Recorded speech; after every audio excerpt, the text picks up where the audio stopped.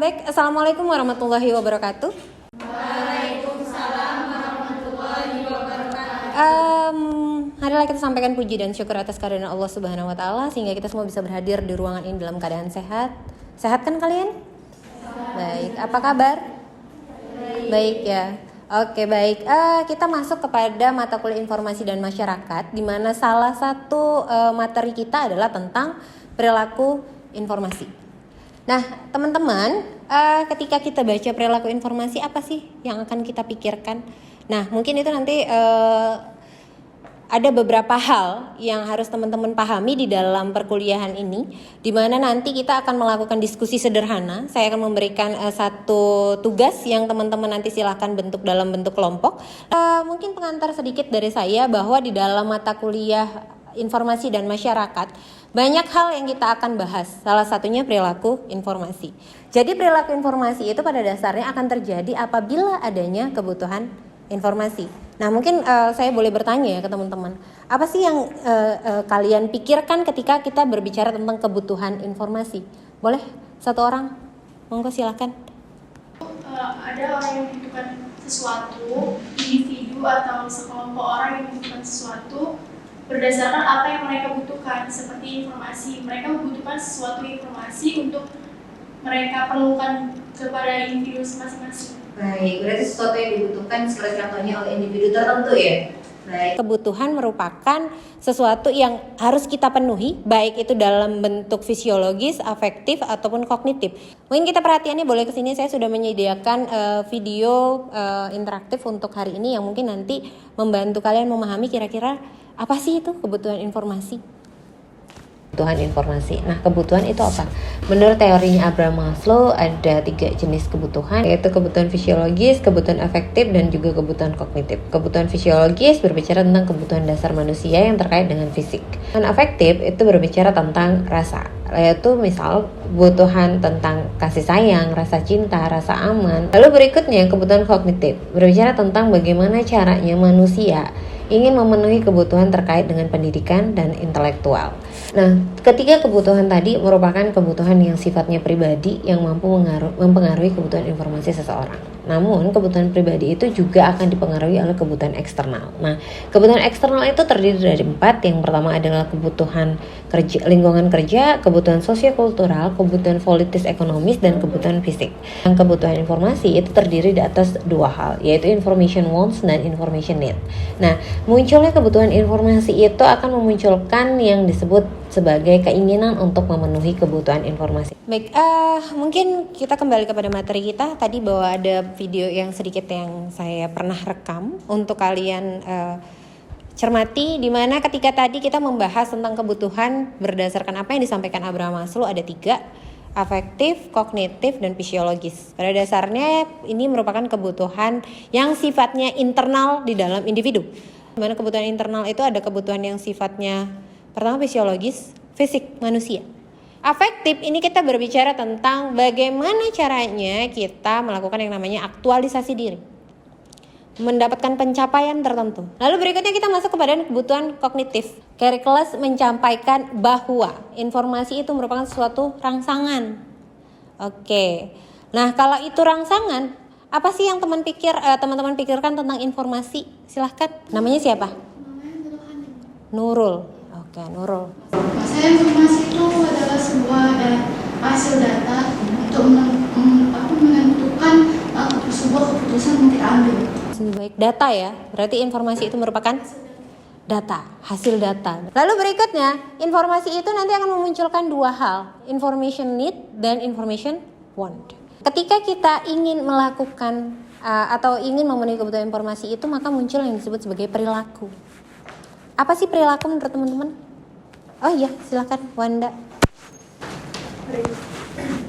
Menurut saya perilaku itu adalah tindakan yang dibuat oleh individu atau kelompok. Baik, kalau kita kedua hal itu kita sintesis, makanya perilaku akan seperangkat perbuatan, tindakan seseorang dalam melakukan respon terhadap sesuatu kemudian dijadikan kebiasaan karena adanya nilai yang diyakini. Nah, ini kalau dari definisinya. bahwa perilaku informasi itu adalah totalitas perilaku di mana kita melakukan pencarian, lalu berikutnya kita melakukan penggunaan informasi dengan cara seperti apa? Perilaku informasi itu merupakan tindakan yang kita lakukan untuk mencari, menemukan, menggunakan informasi, menggunakan sumber dan akses tertentu. Ada 3 hal di dalam kegiatan perilaku informasi. Yang pertama information seeking, information searching, dan information use. Lakukan browsing di internet, itu bagian dari seeking. Kita melakukan strategi tertentu untuk menemukan informasi yang kita butuhkan. Maka kita turun kepada searching. Information use behavior.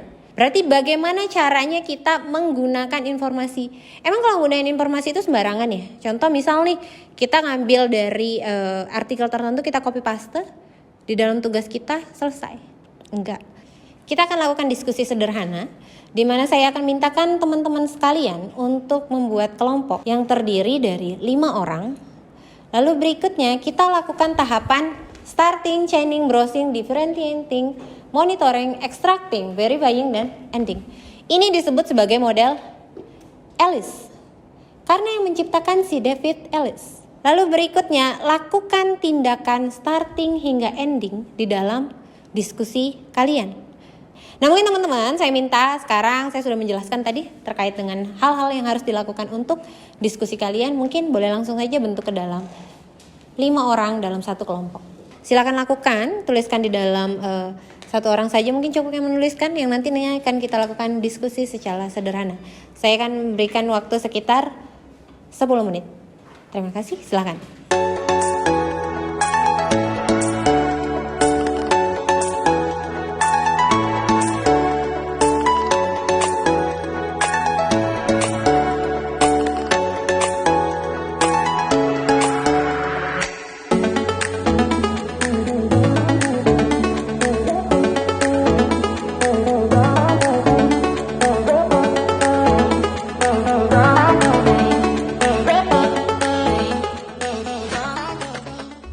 Sekarang saya mintakan rekan-rekan dan teman-teman sekalian untuk per orang memberikan perwakilan, menjelaskan apa yang dilakukan.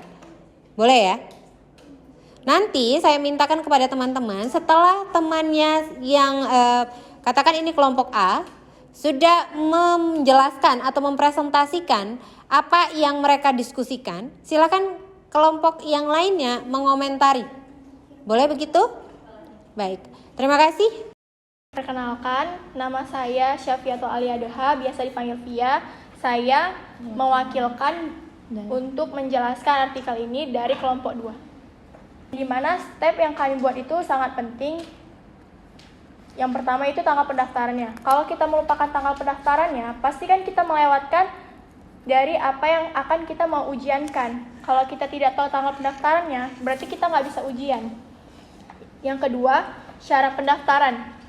Kalau kita mau mengikuti ujian, berarti kan kita harus mengetahui syarat-syarat berikut.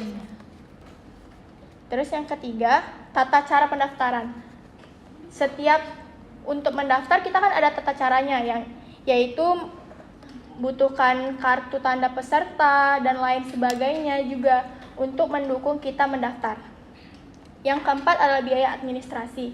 Dan ini sangat penting untuk kita masuk ke Universitas Tinggi Negeri melalui jalur UTBK atau SNBT, yang dimana harus kita bayar. Terus yang kelima, tanggal pengumuman. Tanggal pengumuman ini penting. Selagi selesai kita ujian, pastikan kita menunggu tanggal pengumuman. Nah, tanggal pengumuman ini yang menentukan kita lulus atau tidaknya masuk ke jalur Universitas Tinggi Negeri melalui UTBK sendiri. Sekian artikel dari kelompok 2. Terima kasih. Nah, jadi tadi dari penjelasan kelompok 2 menjelaskan bahwa ada hal yang mereka butuhkan terkait dengan ujian UTBK ya. Nah, apa sih informasi yang mereka butuhkan? Tanggal pendaftaran, biaya pendaftaran, kapan ujiannya. Lalu kira-kira apa sih yang dibutuhkan untuk penyelesaian ujian ini? Lalu mungkin kita mau masuk ke prodi atau jurusan mana, benar ya? Nah, jadi silakan untuk dari kelompok ini kira-kira mengomentarinya. Nama saya Fatika Aza, saya ingin bertanya kepada kelompok 2 dari kelompok 3. kalian mencari informasi itu dari mana dan siapa saja yang kalian hubungin agar bisa mendapatkan informasi itu. Perkenalkan, nama saya Dewi Safitri dari kelompok 2, ingin menjawab pertanyaan dari kelompok 3. Nah, dari mana sih kami mendapatkan informasi link UTBK itu? Nah, hasil dari diskusi kami mendapatkan informasi UTBK itu dari Google dan dari website link kampus. Nah, untuk kontak-kontaknya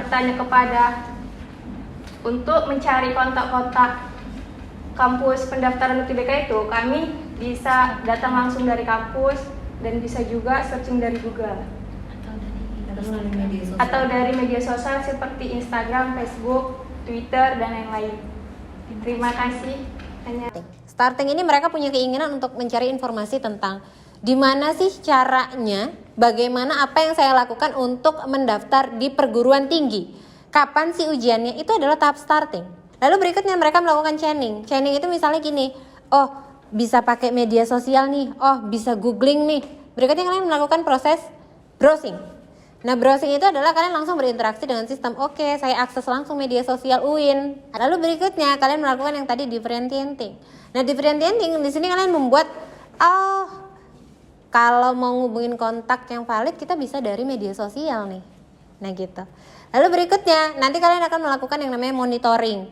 Oh, pendaftaran tanggal segini, berarti saya harus mendaftar sebelum tanggal ini berakhir. Berikutnya kita masuk kepada tadi extracting, lalu berikutnya verifying bahwa data yang kita dapat untuk pendaftaran masuk perguruan tinggi melalui jalur UTBK online ya ujiannya kan? Nah, berarti kalau ujian online apa sih yang harus saya lakukan? Oke, semuanya sudah selesai tahapan kalian untuk menemukan informasi terkait dengan UTBK. Ending. Selesai sudah. Nah, mungkin itu adalah beberapa hal terkait diskusi kita pada hari ini. Baik, tadi demikian diskusi sederhana yang kita lakukan. Mungkin sedikit refleksi kira-kira apa sih yang teman-teman pikirkan ketika kita sudah tadi mendengarkan materi dan menerima materi terkait perilaku dan kebutuhan informasi. Apa sih kira-kira yang ada di pikiran teman-teman? Boleh? Dari materi kuliah kita hari ini yang saya dapatkan yaitu tentang perilaku informasi. Nah, jadi dari sekian yang kita pelajari tadi, perilaku itu kan suatu tindakan. Nah, informasi ini kan suatu pengetahuan. Nah, dari yang kita lakukan, tindakan yang kita lakukan untuk mencari informasi, yang benefit yang kita rasakan adalah kita mendapatkan informasi. Walaupun ada sebagian informasi yang jelas ataupun tidak jelasnya itu berarti kita sendiri yang menyaring, diri kita sendiri yang menyaring informasi tersebut. Berarti kita sebagai individu harus lebih peka terhadap informasi. Untuk itu merupakan suatu tindakan kita sendiri. Gitu. Baik, mungkin ada satu lagi kira-kira apa yang dipikirkan? Baik, pemahaman yang saya dapatkan dari perkuliahan hari ini terkait perilaku informasi adalah saya memahami bahwa ketika kita ingin mendapatkan informasi ternyata ada beberapa step yang harus kita lewati supaya kita dapat informasi yang akurat dan gak sembarangan dapat informasi tersebut gitu. Oke. Dari tadi apa yang disampaikan oleh Pia dan Salu, bahwa sebenarnya perilaku informasi itu adalah tindakan yang kita lakukan untuk memenuhi kebutuhan informasi, di mana segala tindakannya itu disebut sebagai strategi kita memenuhi kebutuhan informasi. Nah, teman-teman sekalian, itulah terkait materi kita pada hari ini mengenai perilaku informasi. Saya harap teman-teman sekalian bisa mengkaji lebih lanjut, lakukan analisis terhadap isu-isu tertentu terkait dengan perilaku informasi. Jadi teman-teman sekalian di sini bisa mengkaji kira-kira perilaku informasi apa sih sebenarnya yang saya lakukan, atau perilaku informasi seperti apa sih yang terbentuk dari individu lain lakukan atau masyarakat lain lakukan.